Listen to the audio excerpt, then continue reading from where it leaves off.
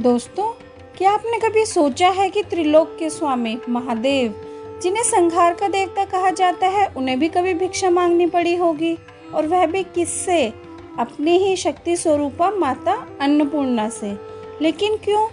क्या शिवजी के पास सब कुछ होते हुए भी उन्हें अन्न की जरूरत पड़ी? यह रहस्य जानने के लिए इस वीडियो को अंत तक जरूर देखें। तो आइए दोस्तों, बात करते हैं। भगवान शंकर और माता पार्वती अक्सर कैलाश पर्वत पर पासे खेलते थे। एक दिन भगवान शंकर और माता पार्वती के बीच प्रकृति के महत्व को लेकर बहस हो गई। भगवान शंकर ने माँ पार्वती से कहा कि संसार केवल एक भ्रम है, प्रकृति एक भ्रम है, सभी कुछ एक मृग तृष्णा के समान है। यहाँ पल आता है और चला जाता है, यहाँ तक कि भोजन भी सिर्फ माया है।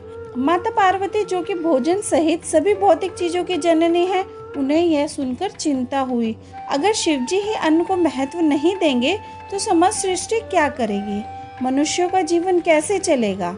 शिवजी के बार बार कहने पर माता पार्वती ने अपना आपा खो दिया। माँ पार्वती बोली, अगर मैं सिर्फ एक भ्रम हूँ तो देखते हैं आप और बाकी दुनिया मेरे बिना कैसे रहते हैं। ऐसा कहकर वो दुनिया से गायब हो गई और भगवान शिव वापस अपनी साधना में लीन हो गए। माता पार्वती के लापता होने से ब्रह्मांड में हाहाकार मच गया। समय स्थिर हो गया, ऋतु परिवर्तन रुक सा गया, धरती बंजर हो गई और भयानक सूखा पड़ने लगा। आकाश, पाताल और धरती तीनों लोकों में मिलने वाला भोजन उपलब्ध नहीं था। देवता, दानव और मनुष्य भूख से तड़पने लगे। दोस्तों, दुनिया भोजन से वंचित हो गई और वहां पर अकाल पड़ गया। और भोलेनाथ को इसकी भनक भी नहीं थी, क्योंकि वो तो अपनी साधना में लीन थे। सभी देवताओं ने मिलकर माता पार्वती से इस समस्या का समाधान निकालने के लिए विनती की। अब माता पार्वती को ही इस समस्या का समाधान निकालना था। इसलिए माता पार्वती ने अन्नपूर्णा देवी का रूप धारण किया और काशी नगरी में एक सुंदर रसोई बनाई।